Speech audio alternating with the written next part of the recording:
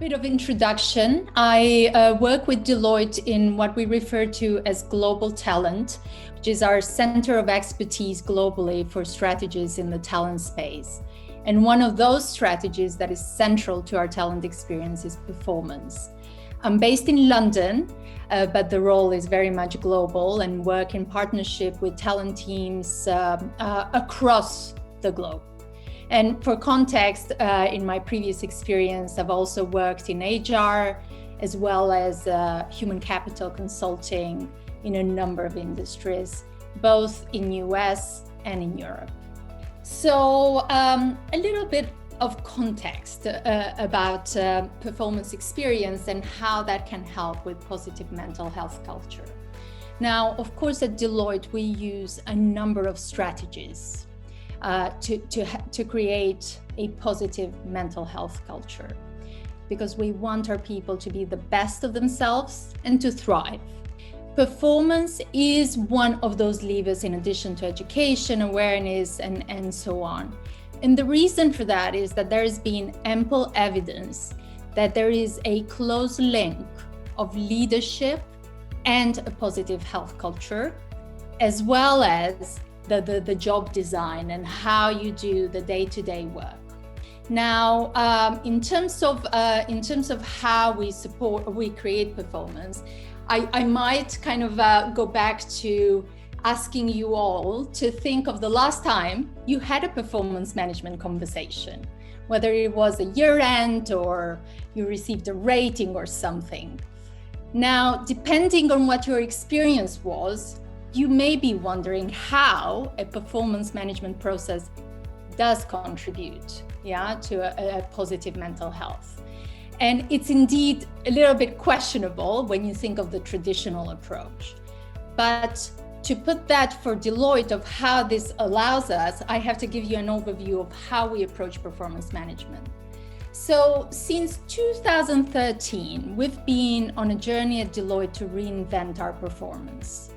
And we started with robust research that the traditional approach was not only not helping, but was creating more, I would say, stifling of our talent. And so what we have been on the journey to embed and refine since then is an approach that we call an experience. So it's not a process, a one-off, but it's very much a continuous experience. And what you see on the slide is kind of the three cornerstones of our new experience. The objectives are to fuel performance, and we do that continuously through a number of design elements. The second objective is to allow us to see performance, and we do that at least quarterly. And then, of course, there is the more traditional, important operational aspect, which is the recognition of performance at the year end, whether it's compensation and promotion. So at high level, you can see that this is a very different approach, and we did away with ratings. And the thread that goes through this whole experience is very much a human-centric focus on fueling performance in the flow of work. But let me take these components one by one and show you how we bring it to life when it comes to empowering our leaders and our people to incorporate well-being in their day work. So if we can go to the next slide.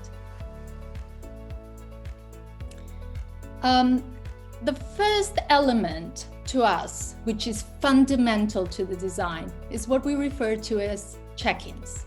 These are conversations, frequent, between the team leader and team member. That's not necessarily an organizational reporting relationship. It's whoever is the closest to the work of the individual. They are not structured or formulaic, but they are conversations where the team member and team leader talk about work, expectations, what the team leader can do to support, but also equally important, they talk about the person. How are they doing? Are they engaged? Well-being, barriers, how can they overcome these barriers? These conversations are so important to creating that human connection and support and trust. we do regular surveys, and we find this to be one of the most valued components of our experience. In fact, what we also realized is that during the pandemic with the hybrid working, our analytics is showing that we've seen a doubling in frequency of these check-in conversations. And it's been a fantastic tool for our team leaders to stay connected with their team members in hybrid working. Let's go to the next component. So another element in our design is coaching. This is not coaching that you might know, kind of professional, external, but this is coaching on the job. And every single practitioner is assigned a coach who is different from the team leader. And the focus of coaching is to allow for a confidential, open, honest conversation about the individual's strengths, how they're using them, their ambitions, career ambitions, but also how they are doing with well-being, different pressures, how they're balancing, what support is available. We find these conversations also contribute to that positive aspect and the trust and support. In fact, we did recently a crowdsourcing with our people around the globe, and we asked them what is the single most impactful way that they develop and feel engaged. Yeah. And what they listed to us was no surprising, nothing from the more formulaic training that you might expect. And what they said is that it's these coaching conversations and the check-in conversations that they find the most meaningful. The next element of our design we refer to as Team Pulse. This is very regular on any team construct, not just those formal ones. It could be a team that have come together to solve a business problem. And these are confidential, short questions that we ask team members. And what is important is that the answers are aggregated, made available to the team leader, and then discussed with the team to understand what's the health of the team, what's allowing the team to be successful, what's standing in the way. And equally important, what can the team do collectively to remove those barriers, whether they're barriers to success or well-being. We find these conversations, again, help the team where most of the work happens to be more successful as a group. And then finally, one of the design principles that helps us in embedding well-being is what we refer to as talent reviews. These are conversations with the leadership, but we also invite the coaches, and we focus on these conversations forward-looking to the plan and actions that we can take to support the growth, development, and well-being of team members on a particular cohort. So very different from the traditional calibration, where can we put somebody in a curve, give a rating, yeah? These are very much forward-looking, support-focused conversations, and the themes of the feedback come back to the individual, yeah? So this is in a nutshell how our performance experience allows us to embed well-being in the day-to-day work. Now, you may, of course, be thinking, this is a lot relying on the team leader, and of course it is. So if we can go to the next slide, I will give you a couple of examples to help bring it to life of how we support our team leaders to embed these new behaviors required from them to support the individual team and team member. Now, one thing that we've seen also that in the last year, that's been trying for all of us and for team leaders similarly.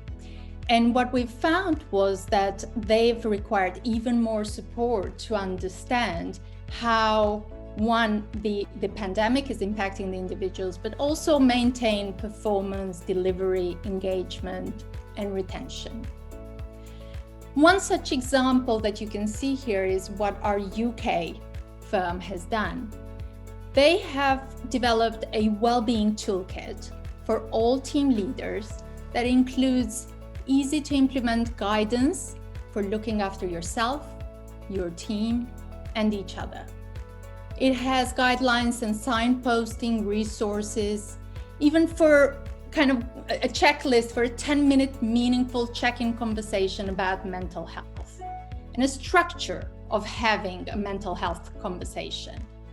The aim for this is really to make all leaders feel supported and comfortable to incorporate these conversations in their daily check-ins, and also to ask if someone is okay. The second example comes from the US.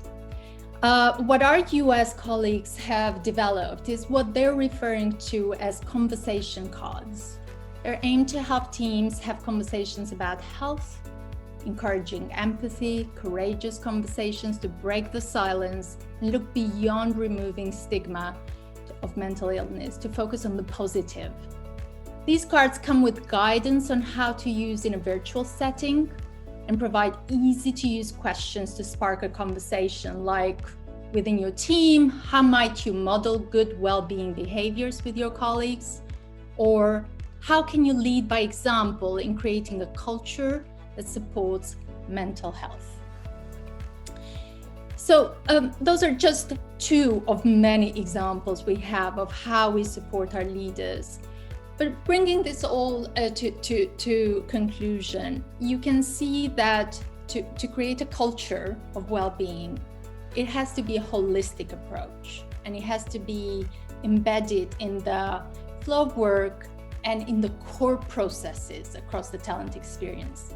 And of course, when it comes to performance, for it to be a helpful lever, it has to be human focused, it has to be also throughout the year. And it has to focus on those behaviors that create trust and open dialogue between the leaders and the team members. And to create to achieve this, support and education of leaders is a must. And it doesn't happen overnight. We're still on a journey, particularly the behaviors that we want to create will take time, but it's certainly where it works well. We see it in the data that the team engagement and retention is far higher than where these conversations are not happening. And I'm here to share with you how we approached one of the very first initiatives I was involved in, and that was the rollout of a global mental health education program. And in fact, I would like to start with a question. Perhaps it's one that you've asked yourself. It's certainly one that I've asked too. And that's, does education really influence culture? Well, at HSBC, we believe that it does. The education in its simplest form is an information exchange, and it's one of the very best and one of the clearest. In a big organisation like ours that spans 65 countries, it can be really tricky to convey a clear communication on a topic, especially one as nuanced as mental health. But workplace education is a great way to do that, because when we develop education programs, we typically put lots of time into them. It's really thoughtful, it's deliberate, and as a consequence, it is a really coherent way to share a single idea and to get people to participate in their own buy-in too. So that's one of the principal reasons why we chose to use an education program as a vehicle for creating a more positive workplace culture around mental health. Incidentally, at HSBC, we've seen from our data that employees who regularly engage with education platforms, they feel more engaged, they like us more as an employer, and they feel more proud to work for HSBC than those that don't. So providing education and skills contributes to a positive culture in more ways than one. But we're here to talk specifically about mental health education. So allow me to share my slides with you. So when it comes to mental health education, I'm going to give you an overview of the program that we have at HSBC currently. But before I do that, a little bit about our wellbeing culture in general. We regularly run employee surveys to ask people what they need to be at their best. And back in 2018, when we asked that question, a clear theme came through from our people. More support around mental health, and specifically more support around conversations. We also saw that employees who said that they had high awareness of support and confidence talking about mental health typically reported more positive well-being. So that became the objective of our education program. We wanted to positively influence those two things, awareness of support and confidence. Now, back in late 2019, in September, just ahead of World Mental Health Day, we launched our first globally available e-learning to all employees, and it had 3 learning objectives. The first was to help people spot signs of somebody who might be struggling. The second, learn how to start a conversation about mental health. And the third, know where to signpost to support. A few months later, we launched a follow-up module. This was a 4-hour classroom course, a little bit more tailored to line managers. And the idea behind this was to create a safe space where managers and employees could practice and hone the skills that they learned in the e-learning. And then in early 2020, we inserted a short mental health module, almost like a smaller version of the e-learning, into our mandatory training program. Now that program is typically reserved for things like regulatory learning, things like financial risk, health and safety. So having mental health in there really emphasized the importance of mental health and also made sure that everybody got some exposure to it. So that's the curriculum, that's what it looks like today. But what I want to share with you is the journey we went on to develop the e-learning, because that really was the catalyst for this whole thing and provided a really strong blueprint for how we design subsequent programs, be it mental health or otherwise. So I mentioned that we wanted to increase awareness and we wanted to increase confidence, but we also had another objective. We wanted to create a program that was globally available, regionally relevant, and culturally sensitive all at the same time. And we came up with an approach that helped us to do this. There was 4 stages. And the first thing that we did was we asked. I'll talk a lot about surveys. We love to do that at HSBC. And like I mentioned, when we asked people what they needed, they clearly told us better conversations, particularly with managers and leaders, was important.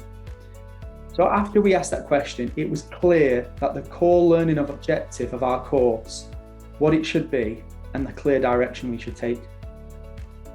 The second thing that we did was lots of testing. Now we knew we weren't the first organisation to try this, and lots of programs were available for purchase. So we tested existing solutions with our people to find out how closely it matched their requirements. And we invited around 400 employees in our 7 biggest countries to test various mental health e-learnings from several providers. And through focus groups and surveys, our people told us what they liked, what they found most useful, and what they didn't find useful. They told us what was resonant in Asia, in Europe, in the Middle East, and in the UK and the US.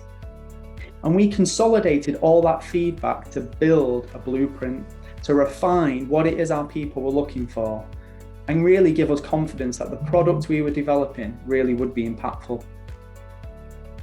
Now, the next thing that we needed to do was to be really honest with the suppliers that we worked with thus far. We had to tell them that none of their e-learning would work for us off the shelf. But we did invite suppliers that got the most positive feedback to collaborate with us as consultants and to create something bespoke for our people.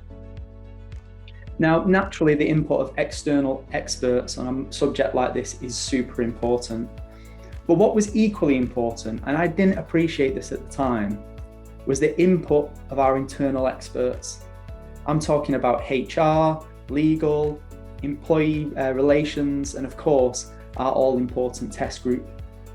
Because through them, we learned some really important details that without them, we totally would have missed. For example, in Latin American Spanish, if you translate the words mental health directly, it takes on a different meaning. It conveys something closer to delayed development. So we had to work very carefully and collaborate with external translators, but also our internal experts, people on the ground in Latin America, to make sure we got the tone just right. Another example, in the US, there's legislation called the American Disability Act. It prohibits employers asking employees questions about their health. So we had to work really closely again with our legal and our employee relation teams to adapt our program, be very careful with the questions that we were using in our program to ensure it complied with that regulation. Now, when undertaking a project like this, it can be really tempting to try and keep a team small and nimble just in order to get it done. But with something as important and high profile as mental health education, I quickly learned that getting as many people around the table, getting the right people around the table and being really open to feedback and collaboration really was so valuable in the long run. Then the last thing that we did before we launched was to evaluate some outcomes. This time we did this with a larger audience. It was around 1,000 employees. And what we did is we tried to match the makeup of that test group with the rest of the organization. And we asked them to rate the course. Now we asked them 3 questions. Did the education increase your knowledge of how to have a mental health conversation? Did the education increase your awareness on mental health support available in HSBC? And the last thing that we asked them was, would you recommend this education to others? Now, for all 3 questions, 9 out of 10 people said they strongly agreed with those sentiments. Now, going through that final evaluation was really scary. Naturally, we were worried that so close to the end, something would come up that we would need to change. And we did make some tweaks. But more than anything else, it gave us real confidence that the impact we were looking to achieve would be realized globally.